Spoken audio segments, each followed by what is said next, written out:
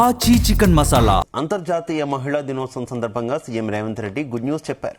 Assembly ఎన్నికల హామీలో భాగంగా 18 ఏళ్ల నుండి కాలేజీ చదువుతున్న విద్యార్థినులకు ఎలక్ట్రికల్ స్కూటీ ఇస్తామని కాంగ్రెస్ హామీ ఇచ్చింది. ఇక కాలేజీ చదువుతున్న విద్యార్థులకు త్వరలోనే ఎలక్ట్రిక్ స్కూటీలు ఇచ్చే ఆలోచన చేస్తున్నామన్నారు. ఈ ఆర్థిక సంవత్సరం కుదరకపోవచ్చని, కానీ త్వరలోనే వాటిని అందజేసే ఆలోచనతో ఉన్నామన్నారు. ప్రభుత్వం ఇచ్చే అవకాశాన్ని అందిపుచ్చుకొని మహిళలు ఉన్నత స్థానాలకు చేరాలని సీఎం రేవంత్ రెడ్డి ఆకాంక్షించారు. 2 లక్షల ఆటోలను మార్చాలని ఒక ప్రణాళిక పెట్టుకున్నాం. తొందరలోనే ఆ కార్యాచరణను కూడా ముందుకు తీసుకొని వస్తున్నాం. ఈరోజు సింగిల్ యూజ్డ్ ప్లాస్టిక్ ని మనం బ్యాన్ చేయదలుచుకున్నాం ఔటర్ రింగ్ రోడ్ ఇన్సైడ్. అదేవిధంగా ఈ పరిశ్రమలను రెడ్ కేటగిరీ, ఆరెంజ్ కేటగిరీ పరిశ్రమలను నగరం బయటికి తరలించడానికి ప్రణాళికలు సిద్ధం చేస్తున్నాం. ఇవాళ ఈ నగరంలో ఎవరు ఈవీ వెహికల్ కొనుక్కున్నా జీరో ట్యాక్స్. మీరు ఏ వెహికల్ కొనుక్కున్నా మీకు రిజిస్ట్రేషన్ ఛార్జెస్ వసూలు చేస్తున్నారు పొన్నం ప్రభాకర్ గారు.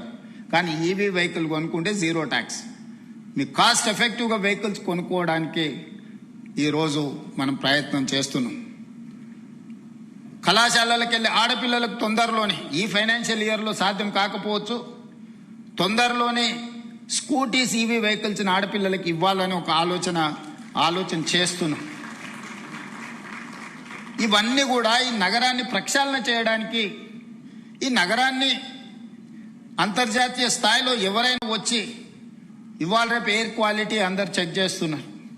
మీరు పొద్దున్నే చూడంగానే హైదరాబాద్ ఆరెంజ్ కేటగిరీకి వచ్చింది. తొందరలోనే మనం ఇట్లనే వదిలేస్తే రెడ్ కేటగిరీకి పోద్ది. ఈరోజు ఎస్టీపీలు కొన్ని కట్టినాం, కానీ అవి సరిపో. ఈరోజు డ్రైనేజ్ శానిటేషన్ పని లేదు. ఈరోజు చెత్త ఎత్తమంటే 5,000 ఆటోలు ఉచితంగా ప్రభుత్వం కొనిస్తే చెత్త ఎత్తాల్సిన ఆటో వాళ్ళు ఈరోజు మేము చేయము, మేము చేసిందే చెల్లుద్ది అన్నట్టుగా వివరిస్తున్నారు. ఒక పక్కన జర్నలిస్టులు రోడ్ల మీద చెత్త అడ్డగోలుగా ఉన్నది అంటున్నారు.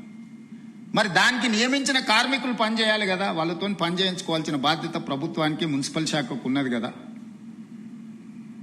దోమలు పెరిగినాయి అంటున్నారు, మూసీలో కాలుష్యం ఉందంటున్నారు, మూసీని ప్రక్షాళన చేయాలంటున్నారు, కానీ ప్రభుత్వం ఏం చేయకూడదు అంటున్నారు.